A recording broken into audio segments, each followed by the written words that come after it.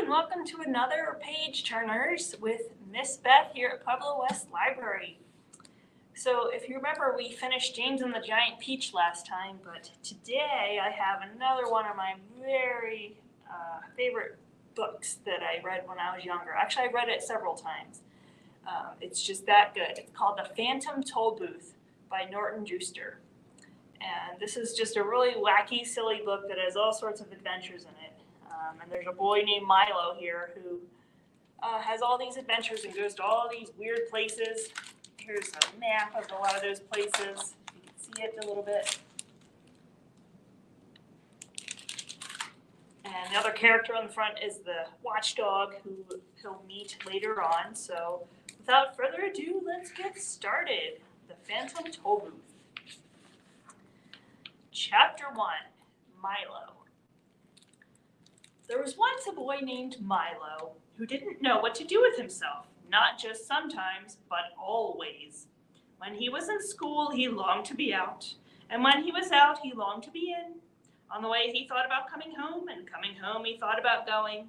Wherever he was, he wished he were somewhere else, and when he got there, he wondered why he bothered. Nothing really interested him, least of all the things that should have. It seems to me that almost everything is a waste of time, he remarked one day as he walked dejectedly home from school. I can't see the point in learning to solve useless problems, or subtracting turnips from turnips, or knowing where Ethiopia is, or how to spell February. And since no one bothered to explain otherwise, he regarded the process of seeking knowledge as the greatest waste of time of all. As he and his unhappy thoughts hurried along, for while he was never anxious to be where he was going, he liked to get there as quickly as possible. It seemed a great wonder that the world, which was so large, could sometimes feel so small and empty. And worst of all, he continued sadly, there's nothing for me to do, nowhere I'd care to go, and hardly anything worth seeing. He punctuated this last thought with such a deep sigh that a house sparrow singing nearby stopped and rushed home to be with his family. Without stopping or looking up, Milo dashed past the buildings and busy shops that lined the street, and in a few minutes reached home, dashed through the lobby, hopped onto the elevator, 2, 3, 4, 5, 6, 7, 8, and off again. Opened the apartment door, rushed into his room, flopped into a chair, and grumbled softly. Another long afternoon. Here he is walking home, looking sad. There's the sparrow. He looked glumly at all the things he owned. The books that were too much trouble to read, the tools he'd never learned to use, the small electric automobile he hadn't driven in months, or was it years, and the hundreds of other games and toys, bats and balls, and bits and pieces scattered around him. And then, to one side of the room, just next to the phonograph, he noticed something he had certainly never seen before. Who could possibly have left such an enormous package and such a strange one? For while it was not quite square, it was definitely not round. And for its size, it was larger than almost any other big package of smaller dimension that he'd ever seen. Attached to one side was a bright blue envelope which said simply, "For Milo, who has plenty of time." Of course, if you've ever gotten a surprise package, you can imagine how puzzled and excited Milo was. And if you've never gotten one, then pay close attention, because someday you might. I don't think it's my birthday, he puzzled. And Christmas must be months away. I haven't been outstandingly good or even good at all. He had to admit this even to himself. Most probably I won't like it anyway, but since I don't know where it came from, I can't possibly send it back. He thought about it for quite a while and then opened the envelope. But, just to be polite, "One genuine turnpike toll booth," it stated, and then it went on. "Easily assembled at home and for use by those who have never traveled in lands beyond." Beyond what? thought Milo as he continued to read. This package contains the following items. 1. Genuine turnpike toll booth to be erected according to directions. 3 precautionary signs to be used in a precautionary fashion. Assorted coins for use in paying tolls. 1 map up to date and carefully drawn by master cartographers depicting natural and man-made features. And 1 book of rules and traffic regulations which may not be bent or broken. And in smaller letters at the bottom, it concluded, results are not guaranteed, but if not perfectly satisfied, your wasted time will be refunded. Picture? Following the instructions, which told him to cut here, lift there, and fold back all around, he soon had the toll booth unpacked and set up on its stand. He fitted the windows in place and attached the roof, which extended out on both sides and fastened on the coin box. It was very much like the toll booths he'd seen many times on family trips, except, of course, it was much smaller and purple. What a strange present, he thought to himself. The least he could have done was to send a highway with it, for it's terribly impractical without one. But since, at the time, there was nothing else he wanted to play with, he set up the 3 signs. Slow down, approaching toll booth. Please have your fare ready. Have your destination in mind. And he slowly unfolded the map. As the announcement stated, it was a beautiful map in many colors, showing principal roads, rivers and seas, towns and cities, mountains and valleys, intersections and detours, and sites of outstanding interest, both beautiful and historic. The only trouble was that Milo had never heard of any of the places it indicated, and even the names sounded most peculiar. I don't think there really is such a country, he concluded after studying it carefully. Well, it doesn't matter anyway. When he closed his eyes and poked a finger at the map. Dictionopolis, read Milo slowly when he saw what his finger had chosen. Oh, well, I might as well go there as anywhere. He walked across the room and dusted the car off, carefully. Then taking the map and rulebook with him, he hopped in and, for lack of anything better to do, drove slowly up to the toll booth. As he deposited his coin and rolled past, he remarked, I do hope this is an interesting game, otherwise the afternoon will be so terribly dull. There he is in his car.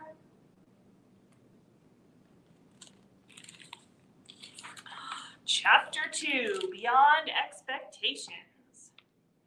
Suddenly, he found himself speeding along an unfamiliar country highway, and as he looked back over his shoulder, neither the toll booth nor his room, nor even the house was anywhere in sight. What had started as make-believe was now very real. What a strange thing to have happen, he thought, just as you must be thinking right now.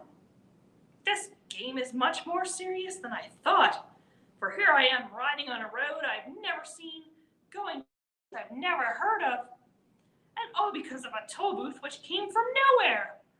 I'm certainly glad that it's a nice day for a trip, he thought hopefully, for at the moment this was the one thing he definitely did know.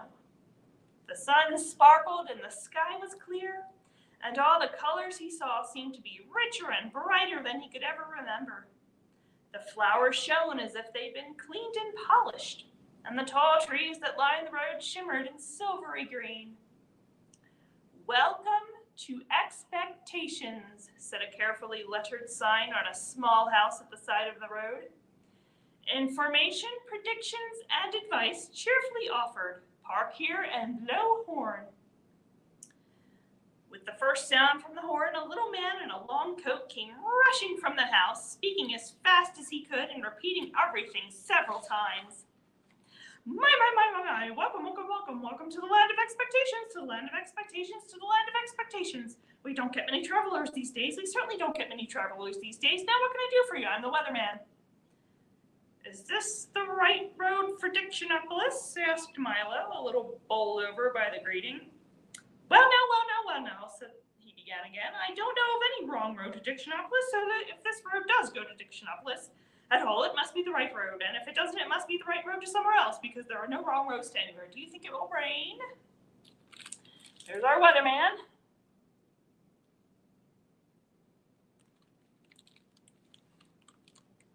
I thought you were the weatherman, said Milo, very confused. Oh no, said the little man. I'm the weatherman, not the weatherman. For all of it's more important to know whether there will be weather than what the weather will be. With that, he released a dozen balloons that sailed off into the sky. Must see which way the wind is blowing, he said, chuckling over his little joke and watching them disappear in all directions.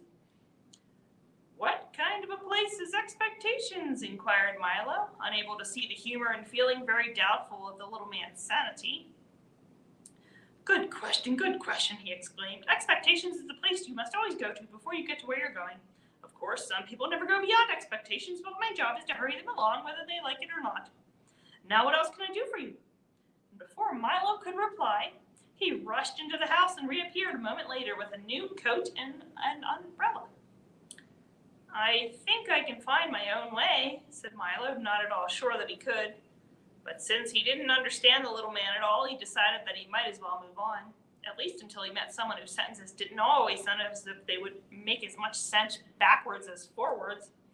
Splendid, exclaimed the weatherman. Whether or not you find your own way, you're bound to find some way. If you happen to find my way, please return it as it was lost years ago. I imagine by now it's quite rusty. You did say it was going to rain, didn't you? And with that, he opened the umbrella and looked up nervously. I'm glad you made your own decision. I do so hate to make up my mind about anything, whether it's good or bad, up or down, in or out, rain or shine. Expect everything, I always say, and the unexpected never happens. Now please drive carefully. Goodbye. His last goodbye was drowned out by an enormous clap of thunder. And as Milo drove down the road in the bright sunshine, he could see the weatherman standing in the middle of a fierce cloudburst that seemed to be raining only on him.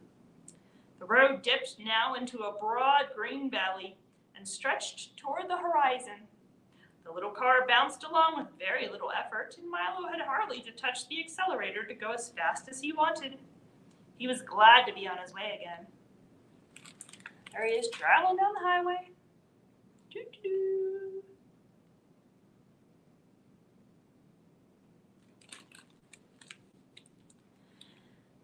It's all very well to spend time in Expectations, he thought, but talking to that strange man all day would certainly get me nowhere. He's the most peculiar person I've ever met, continued Milo, unaware of how many peculiar people he would shortly encounter. As he drove along the peaceful highway, he soon fell to daydreaming and paid less and less attention to where he was going. In a short time, he wasn't paying any attention at all. And that is why, at a fork in the road, when a sign pointed to the left, Milo went to the right, along a route which looked suspiciously like the wrong way. Things began to change as soon as he left the main highway. The sky became quite gray, and along with it, the whole countryside seemed to lose its color and assume the same monotonous tone. Everything was quiet, and even the air hung heavily. The birds sang only gray songs, and the road wound back and forth in an endless series of climbing curves. Mile after mile after mile after mile he drove. And now, gradually, the car went slower and slower until it was hardly moving at all. Oh, it looks as though I'm getting nowhere, yawned Milo, becoming very drowsy and dull. I hope I haven't taken a wrong turn. Mile after mile after mile after mile, and everything became grayer and more monotonous. Finally, the car just stopped altogether, and hard as he tried, it wouldn't budge another inch. I wonder where I am, said Milo in a very worried tone. You're in the doldrums, wailed a voice that sounded far away. He looked around quickly to see who had spoken, but no one was there, and it was as quiet and still as one could imagine. "Yes, the doldrums," yawned another voice, but still he saw no one. "What are the doldrums?" he cried loudly, and tried very hard to see who would answer this time. "The doldrums, my young friend, are where nothing ever happens and nothing ever changes." This time the voice came from so close that Milo jumped with surprise, for sitting on his right shoulder, so light that he hardly noticed, was a small creature exactly the color of his shirt. "Allow me to introduce us all," the creature went on. "We are the Lothargarians at your service." Milo looked around and for the first time noticed dozens of them, sitting on the car, standing in the road, and lying all over the trees and bushes. They were very difficult to see because whatever they happened to be sitting on or near was exactly the color they happened to be. Each one looked very much like the other, except for the color, of course. And some looked even more like each other than they did like themselves. "I'm very pleased to meet you," said Milo, not sure whether or not he was pleased at all. "I think I'm lost. Can you help me, please?" "Don't say think," said one sitting on a shoe, for the one on his shoulder had fallen asleep. "It's against the law." And he yawned and fell off to sleep too. Ooh. "No one's allowed to think in the doldrums," continued a third, beginning to doze off. And as each one spoke, he fell off to sleep, and another picked up the conversation with hardly any interruption. "Don't you have a rule book? It's Local Ordinance 175389-J. Milo quickly pulled the rule book out from his pocket, opened to the page, and read Ordinance 175389-J, which said, "It shall be unlawful, illegal, and unethical to think of thinking, surmise, presume, reason, meditate, or speculate while in the doldrums. Anyone breaking this law shall be severely punished." Milo and the Lothargarians. "That's a ridiculous law," said Milo quite indignantly. "Everybody thinks." "We don't," shouted the Lothargarians all at once. "And most of the time you don't," said a yellow one sitting in a daffodil. "That's why you're here. You weren't thinking and you weren't paying attention either. People who don't pay attention often get stuck in the doldrums." And with that, he toppled out of the flower and fell snoring into the grass. Milo couldn't help laughing a little at the creature's strange behavior, even though he knew it might be rude. "Stop that at once," ordered the plaid one, clinging to his stocking. "Laughing is against the law. Don't you have a rule book? It's Local Ordinance 574381-W. Opening the book again, Milo found Ordinance 574381-W. "In the doldrums," it said, "laughter is frowned upon, and smiling is permitted only on alternate Thursdays. Violators shall be dealt with most harshly." "Well, if you can't think or laugh, what can you do?" asked Milo. "Anything as long as it's nothing, and everything as long as it isn't anything," explained another. "There's lots to do. We have a very busy schedule. At 8 o'clock we get up, and then we spend from 8 to 9 daydreaming. From 9 to 9:30 we take our early mid-morning nap. From 9:30 to 10:30 we dawdle and delay. From 10:30 to 11:30 we take our late early morning nap. From 11:30 to 12 we bide our time and then eat lunch. From 1 to 2 we linger and loiter. From 2 to 2:30 we take our early afternoon nap. From 2:30 to 3:30 we put off for tomorrow what we could have done today. From 3:30 to 4 we take our early late afternoon nap. From 4 to 5 we loaf and lounge until dinner. From 6 to 7 we dilly-dally, and from 7 to 8 we take our early evening nap. Then for an hour before we go to bed at 9, we waste time.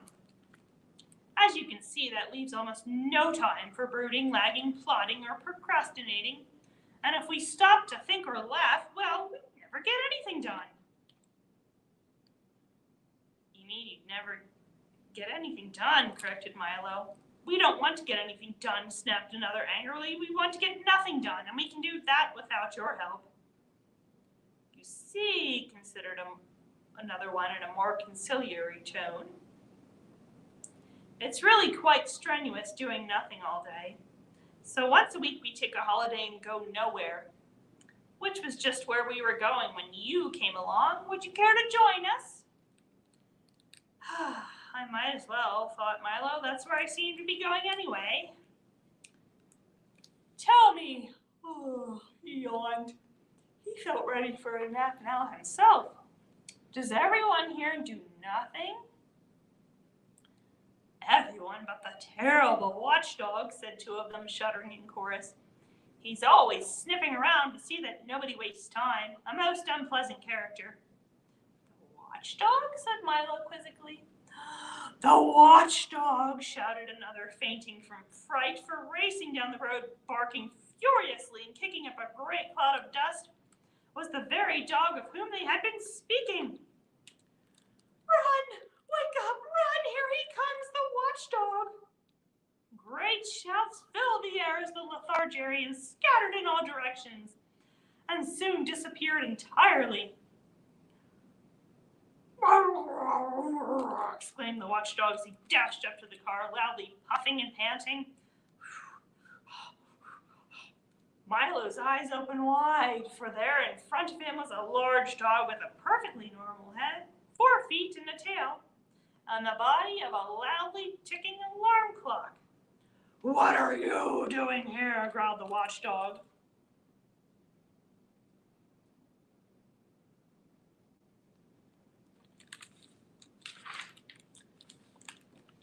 Just killing time, replied Milo apologetically. You see, killing time, roared the dog, so furiously that his alarm went off. Ding, ding, ding, ding, ding. It's bad enough wasting time without killing it. And he shuddered at the thought. Why are you in the doldrums anyway? Don't you have anywhere to go? I was on my way to Dictionopolis when I got stuck here, explained Milo. Can you help me? Help you? You must help yourself, the dog replied, carefully winding himself with his left hind leg. I suppose you know why you got stuck. I guess I just wasn't thinking, said Milo. Precisely, shouted the dog as his alarm went off again. Now you know what you must do. I'm afraid I don't, admitted Milo, feeling quite stupid. Well, continued the watchdog impatiently, since you got here by not thinking, it seems reasonable to expect that in order to get out, you must start thinking. And with that, he hopped into the car. There's our watchdog again, winding himself up.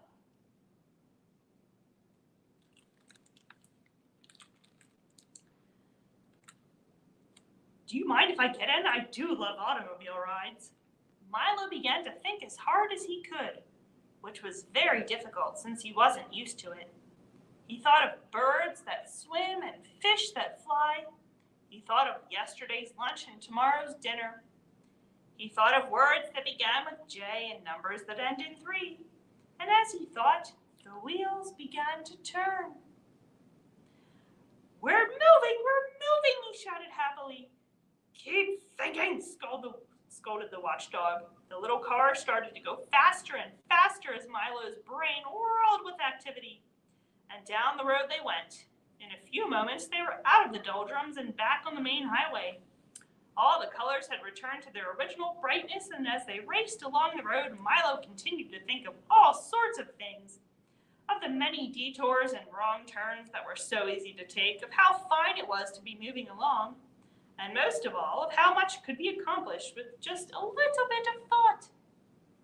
And the dog, his nose in the wind, just sat back, watchfully ticking. Chapter 3 says, welcome to Dictionopolis, so I wonder if Milo is going to reach his destination. You must excuse my gruff conduct, the watchdog said after they'd been driving for some time, but you see, it's traditional for watchdogs to be ferocious.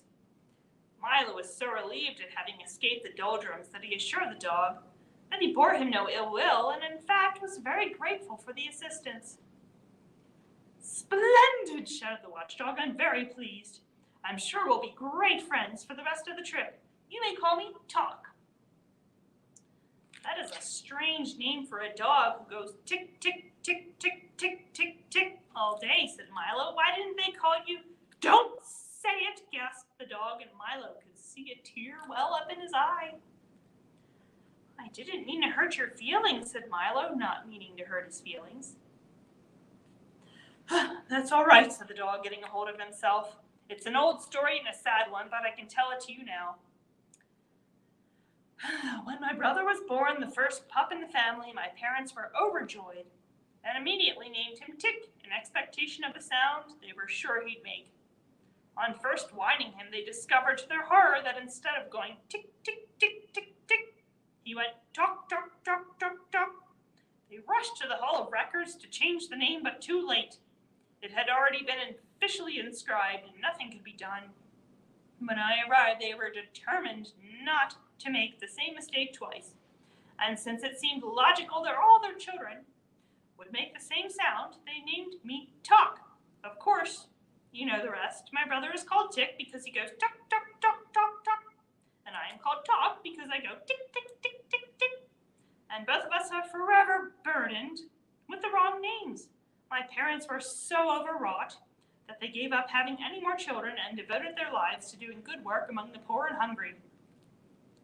But how did you become a watchdog? Interjected Milo, hoping to change the subject, as Talk was sobbing quite loudly now. That, he said, rubbing a paw in his eye, is also traditional. My family have always been watchdogs, from father to son, almost since time began. You see, he continued, beginning to feel better, once there was no time at all, and people found it very inconvenient. They never knew whether they were eating lunch or dinner, and they were always missing trains. So time was invented to help them keep track of the day and get places where they should. When they began to count all the time that was available, what was 60 seconds in a minute, and 60 minutes in an hour, and 24 hours in a day, and 365 days in the year, it seemed as if there was much more than it can never be used.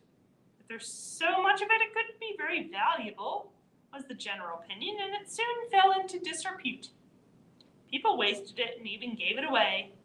Then we were given the job of seeing that no one wasted time again, he said, sitting up proudly. It's hard work, but a noble calling. For you see, he was now standing on the seat, one foot on the windshield, shouting with his arms outstretched, it is our most valuable possession, more precious than diamonds. It marches on it and tied wait for no man. And at that point in the speech, the car hit a bump in the road and the watchdog collapsed in a heap on the front seat with his alarm ringing furiously. Are you all right? Shouted Milo. Oh, grunted Talk. Sorry to get carried away, but I think you get the point. As they drove along, Talk continued to explain the importance of time, quoting the old philosophers and poets, and illustrating each point with gestures that brought him perilously close to tumbling headlong from the speeding automobile. Before long, they saw in the distance the towers and flags of Dictionopolis sparkling in the sunshine. Here it is. And in a few moments they reached the Great Wall and stood at the gateway to the city. Roared the gateman, clearing his throat and snapping smartly to attention. This is Dictionopolis, a happy kingdom, advantageously located in the foothills of confusion, and caressed by gentle breezes from the sea of knowledge. Today, by royal proclamation, is market day. Have you come to buy or sell? I beg your pardon, said Milo. Buy or sell, repeated the gateman impatiently. Which is it? You must have come here for some reason. Well, Milo began. Come now, if you don't have a reason, you must at least have an explanation. Or certainly an excuse, interrupted the gateman. Milo shook his head. Very serious, the gateman said, shaking his head also. You can't get in without a reason, he thought for a moment and then continued. Wait a minute, maybe I have an old one you can use. He took a battered suitcase from the gatehouse and began to rummage busily through it, mumbling to himself, No, this won't do, no. This is fine, he cried triumphantly, holding up a small medallion on a chain. He dusted it off, and engraved on one side were the words, Why not? There's our gateman. That's a good reason for almost anything. A bit used, perhaps, but still quite serviceable. And with that, he placed it around Milo's neck, pushed back the heavy iron gate, bowed low, and motioned them into the city. I wonder what the market will be like, thought Milo as they drove through the gate. But before there was time for an answer, they had driven into an immense square crowded with long lines of stalls heaped with merchandise and decorated in gay-colored bunting. Overhead, a large banner proclaimed, Welcome to the Word Market. And from across the square, 5 very tall, thin gentlemen, regally dressed in silks and satins, plumed hats, and buckled shoes, rushed up to the car, stopped short, mopped 5 brows, caught 5 breaths, unrolled 5 parchments, and began talking in turn. Greetings, salutations, welcome, good afternoon, hello. Milo nodded his head, and they went on, reading from their scrolls.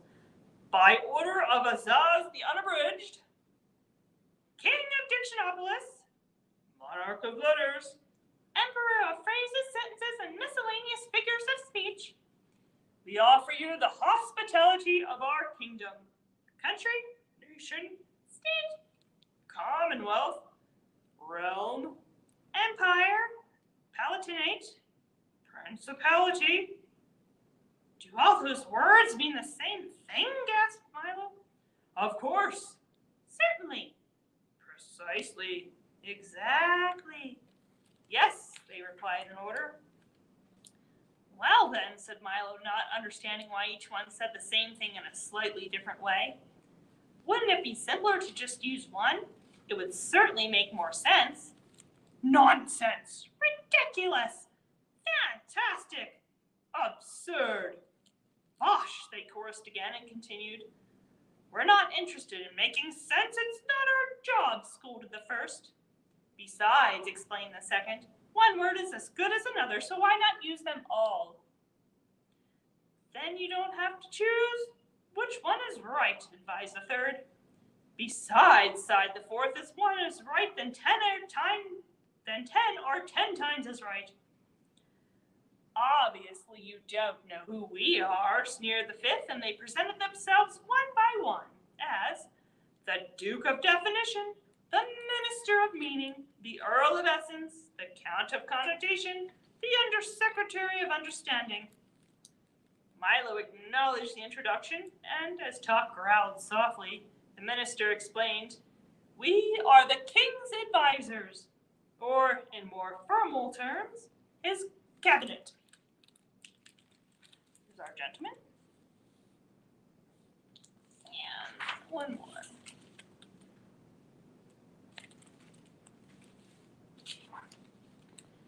Cabinet, recited the Duke. 1. A small private room or closet, case with drawers, etc., for keeping valuables or displaying curiosities. 2. Council room for chief ministers of state, or 3. A body of official advisors to the chief executive of a nation. You see, continued the minister, bowing thankfully to the Duke, Dictionopolis is the place where all the words in the world come from. They're grown right here in our orchards. I didn't know that words grew in trees, said Milo timidly. Where did you think they grew? Shouted the Earl irritably. A small crowd began to gather to see the little boy who didn't know that letters grew on trees. I didn't know they grew at all, admitted Milo even more timidly.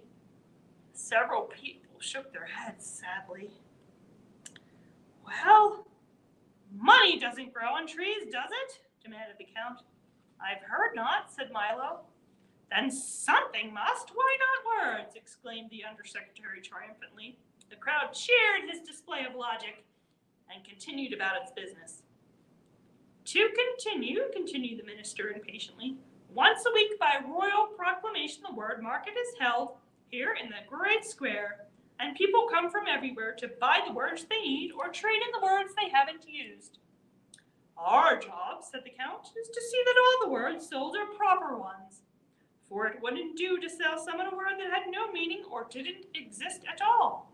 For instance, if you bought a word like good woods, where would you use it? It would be difficult, thought Milo, but there were so many words that were difficult, and he knew hardly any of them. But we never choose which ones to use, explained the Earl as they walked toward the market stalls. For as long as they mean what they mean to mean, we don't care if they make sense or nonsense. Innocence or magnificence, added the Count.